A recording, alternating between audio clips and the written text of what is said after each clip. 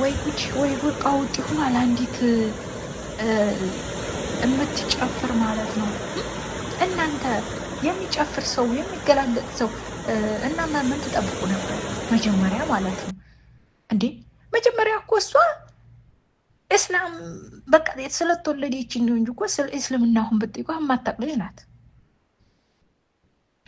አሰላሙ አለይኩም ወራህመቱላሂ ወበረካቱ። ውድ የተከበራችሁ የሀያት ቤተሰቦች እንዴት ናችሁ? ደህና ናችሁ? እኔ ጋር አልሐምዱሊላህ። እንደው ዛሬ ማለት ነው ሀባይቢ ቀውጥ ይሆን አላልኳችሁ? በአንዲት ከድር የሚባልና አንዲት ሳዲያም ወረባቦ የምትባለች ማለት ነው። ያንኛው እጠመቃለሁ ብሎ እችኛዋ ደግሞ ተጠምቃለች። እሱም መጀመሪያ ታለቅስ ነበረ። በዛም ጨፋሪ ናት፣ በዛም ላይ የተገላለጠች ናት። እሱን አፍቅራ አያችኋ። ሙስሊምም ሆኖ ክርስቲያን ለወንድ ብላችሁ እምነታችሁን እየጣላችሁ የምትሄዱ ዘልዛላ ማለት ነው። እውነቴን ነው፣ ዘልዛላ። እሱን ሳላደንቀው አላለፈን። ለምን ብትሉ እኔን ተፈለግሽና ታፈቅርሽኝ ተጠመቂ ብሏት ነው አይደል እንዴ የተጠመቀችው? ምክንያቱም አንድ ቤቱ ነው አንዱ ሃይማኖት ሌላ አንዱ ሃይማኖት ሌላ ከሆነ ለመኖር በጣም ከባድ ነው። እችን የምትታወቀው በመጨፈር እንደፈለገኝ በመሆን በቃ እንደዛ ነው የምትታወቀው። ስለዚህ ያንን ልጅ አፍቅራ ስታለቅስ የምትውል ልጅ ናት አይደለም እንዴ? ስለዚህ እሱን አፍቅራ አላህን ታይሆን ያፈቀረችው እሱን ነበረ። ገባችሁ? ምክንያቱም የፈጠራቸውን አምላክ ክህደው ማንን ያመለኩት? ወንድን። ለምሳሌ አሁን ክርስቲያንም እህቶቻችን ወንድ ብላችሁ የምትሄዱ የምታምኑበትን እምነት መጀመሪያ ትምህርት ውሰዱ፣ እውቀት ውሰዱ። እውቀት አትወስዱ። መጀመሪያ የራሳችሁን ሃይማኖት ጥልቅ ብላችሁ ስታውቁ ለወንድ ብላችሁ መቼም አታዱ። መቼም ማለት ነው። ክርስቲያንም ሆኖ ሙስሊምም ሆኖ ለእምነት ለእኔ ግርም የሚለኝ የመጨረሻ ዘልዛሎች የምጠላው ነገር ቢኖር ሙስሊምም፣ በነገራችሁ ላይ እምነት የግል ነው። እምነት የግል ነው። ነገር ግን እምነቱን ገብቶት እምነቱን አውቆ ከሃዲህ ማሰላመ ይሂድ። ነገር ግን እምነቱን ያን ነገር ታይማር። ለምሳሌ አሁን ይችን ሳዲያን የምትባለውን ብትጠይቋት ሌላውን ተውት፣ ስለ ክርስትና እምነት ተውት፣ ስለ ራሷ እምነት ብትጠይቋት የማታቅ ናት። የምታቅ ብትሆን ገባችሁ? የምታቅ ብትሆን በስነ ስርዓት ብትማር አትሄድም ለወንድ ብላ። ክርስቲያኑ እህቶቻችንም እንደዛው መጀመሪያ ማጥናት፣ በቃ መማር። እንዴ እውነቴን ነው። ክርስቲያኖቹም እምነታቸው ወደ እስልምና ሲመጡ ያም ይንጫጫል፣ ከእስልምና ወደ ክርስቲያን ሲሄዱ ያም ይንጫጫል። አያችሁ፣ ያ ምንድን ነው የሆነው? መጀመሪያ እውቀት ያስፈልጋል። እውቀት ሰው ለወንድ ብሎ እምነቱን የሚቀይር ከድር የሚባለው ደግሞ ለሴት ብሎ ነው። እንዲያውም አንዲት ልጅ አለችኝ እያለ ማለት ነው። ሚስቱ ሙስሊም እንዳላደለች ፍቅረኛ እንዳለው በፊትም የታወቀ ነው፣ ከድር ተብዬው ማለት ነው። ገባችሁ? ነገር ግን ልጅም ይጠመቃል። መጀመሪያ እኮ ራሱ እንትን ነው ይጠመቅ፣ እኛ ምን አገባን? በነገራችሁ ላይ እስልምና ወጡ ሄዱ ማለት ነው። ከእስልምና የሚጎልበት የሚቀንስበት ጥንታት ነገር የለም። ገባችሁ? ምንም አይቀንስም። እንኳንም እነዚህ እስልምናም ላይ ሆኖ የጠቀሙት ጥቅም የለም። ቢሄዱም የማያጎሉ ናቸው እኮ። ትንሽ ጎደለ ያን የሆነ ነገር እንኳን የምናውቀው ለምሳሌ እንኳን እነዚህ ምንን የማያውቁት በጣም አሊም ሆኖ ህዝብን የሚያስተምር ሰው ቢሄድ ከእስልምና ጥንታት ነገር የሚጎልበት አንደበት የለም። ስለዚህ ለምን ጥርጋትን? እኔ የገረመኝ ማለት ነው ሙስሊሙ እንትን ይላል፣ ክርስቲያኑ እንኳን ደህና መጣሽ እንኳን ሰላም መጣሽ። ሀባይ መጀመሪያ እውቀት ይኖራችሁ። ለሁሉም እውቀት ያስፈልጋል። ያቺ ልጅ የመጣችው ምንድን ነው? እምነቱን አውቃ ነው ወይትስ ምንድን ብላ ነው? እሺ ስለ ክርስትና እምነት አታውቅም። እሷ ራሱ ሚዲያ ተናገረ ልጠመቅ ነበር በፊት አለች። በሐጁ ግን አታቂም። ስለማታቂ ተማሪ ብለውኝ ነው አሁን ደግነት ተጠምቁት። እሺ ግን በለጡን ከእስልምና ወደ ክርስትና የሚሄዱት ሴቶች ናቸው። በለጡን ማለት ነው ሴቶች ናቸው። ምክንያቱም አንድ ሰው ያን ወይ ሰው ታፈቅረዋለች ወይ የስራ ደረባዋ ሊሆን ይችላል። በዚህ ግንኙነት ሊያደርጉ ይችላሉ። በቃ አብረው ሊዋደዱ ይችላሉ። ወደዛ ወደ ፍቅር ይገባል። ከፍቅር ከገባ በኋላ ያቺ ሴት የምትባለውን ነገር ብታረግ አትመለስም። ስለዚህ ሁላችሁም አትንጫጩ። እምነት የግል ነው። በቃ መብቷ ነው። ለምን ጠረጋትል? እሷ ወጣችና እስልምና ምን ሊጎልበት ነው? ምን አንዲት ጥንታት ያህል እስልምና ላይ ሆና ምን ጥቅም አገኘች? ምን አመጣች? ምን የሰራችው ስራ አለ? እስኪ ንገሩኝ። እንደው ትንሽ በጣም ስለታዘብኩ ነው ዛሬ። መጀመሪያ እሷን ሀዲች ብላችሁ እናንተ የምትናገሩበት ሞራን የላችሁም። አትጨፍሪ ትሏት የማትሰማ ሴት አትገላለጭ ብለው ሲነግሯት፣ አሁን ግን ለምን ስትሄድ በውስጥ ለምን አልተመከረችም? ይችልች ስጨፍር እንደፈለገች ስትሆን። በነገራችሁ ላይ እምነቱን የሚያውቅ ሰው አይሄድም። ስለ እምነቷ ጥልቅ ብላ ብታቃተድም እኮ እሷ እምነቱን ግን አልገባትም። ጥልቅ ብላ አልተማረችም። መጣች፣ ጭፈራ ነው። ገባችኋ? አሁን በዚህ በግርግር ይባላል። በቃ ክርስቲያኖችም እንኳን ሰላም መጣሽልን ይሏታል። እነሱ ሙስሊሞቹ የሚሳድባሉ። እሷ ምንድነው የሚባለው? እይታዋ ይበዛል ማለት ነው። ገባችኋ? ያ ነው። ሲቀጥል ባሉ አይደለም ተባለ፣ ውሽማ ነው አሉ። እንግዲህ ሚስት አለው የተባለ ነው እንግዲህ ሰው ናም እና እንደው በቃ አልኳችሁ። አውዙ ቢላሂ ሸይጣን ረጅም ሀዲች መጣች ቀራች። ከእስልምና ምን ሊጎልበት ምንስ ሊቀር? እሷ ሀዲችና እንዴ ክርስቲያኖችም እንኳን ሰላም መጣሽልን ከምንድን ከጨለማ ነው ያላችሁት። ጨለማን እሷ እንዳላህ ነው የሚያውቀው። ገባችኋ? ጨለማም ይሁን ብርሃንም ይሁን እናንተ ታትሆኑ እናንተ ምንም አይደላችሁ። ልንገራችሁ፣ ስለ ጨለማ ስለ ብርሃን ስለ ምንድን የምትናገሩት አቅም ሞራን የላችሁ። ልንገራችሁ፣ ያ እምነቱን ብቻ የሚያውቀው ሰው መናገር ይችላል።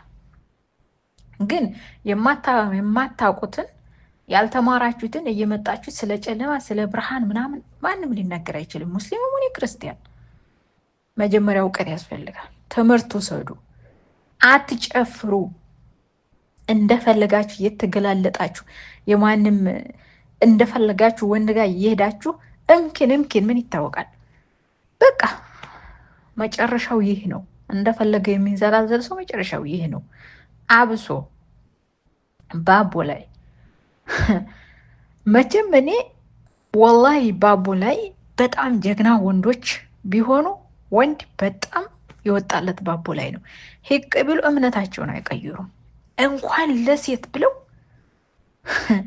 እንኳን ለሴት ብለው ወንድሙን እዚህ ሽጉጥ ተክለውበት እምነትህን ካልቀየርክ ቤተሰቦችህን እንጨርስብሃለን ቢሉት የባቦ ወንዶች ወላሂ እምነታቸውን አይቀይሩም። እመነግራችሁ ማለት ነው። እኒህ ግን እንዛዚላ እምነቷ ታይገባት እምነቱ በቃ ጥልቅ ይላሉ፣ ይገባሉ። በኋላ እንደገና አልተመቸኝም ምናምን ነገ ደግሞ ሊለያት ይችላል። ኧረ እኔ እናቴ እምነት ይሻለኛል፣ ወደ እምነቷ ትመለሳለች። ይሄ ምንድነው? በእምነት መጫወት ማለት ነው። እመኑኝ እቺ ልጅ ያልተመለሰች እንደሆነ ሀያት ምን አለች ትሉኛላችሁ። እመኑ፣ ጠብቁ፣ እመኑ አልኳችሁ። ምክንያቱም እሷ ስገባበት ያኔ አሁን ብትጠይቋት ስለ እምነት ስለ ዲን ብትጠይቋት አንድ እውቀት የላትም። ነገር ግን አሁን አውቃ ተተማረች ተተማረች እንደምትመለስ ምንም ጥርጥር የለኝም። በጋጋታና በሆሄታ እምነት አትቀይሩ። እምነት ጨዋታ አይደለም። እንዲህ ክርስቲያኑም ያለ ይላል፣ ለሴት ለወንድም ሆነ መጥት ይላል። በቃ ነገ ሲለያዩ ወዲያ ክርስትነታቸው ይቀይራሉ። አያችኋ? ለምን አንቺም መሰዳደብ ያ መጨቃጨቅ ምን አይነት ነው? እሷ አንዲት ሴት እንኳን እሷና ማለት ነው ኢስላም ሙሉ ወደ እነሱ ክርስትና ቢሆን ከእስላም አንዲት ጥንታት የሚቀንስበት የለም እኮ።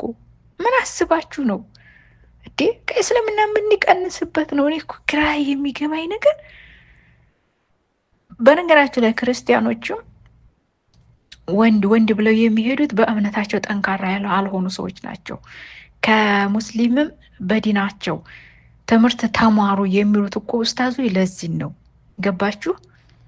ትምህርት ተማሩ፣ አትጨፍሩ፣ እውቀት ግዙ ሲሏችሁ ግን ጭፈራና እንደፈለገ ቄጣቸው እንዲህ እያሉ የሚያሳዩ፣ ያ ደግሞ በእስልምና አልተፈቀደም።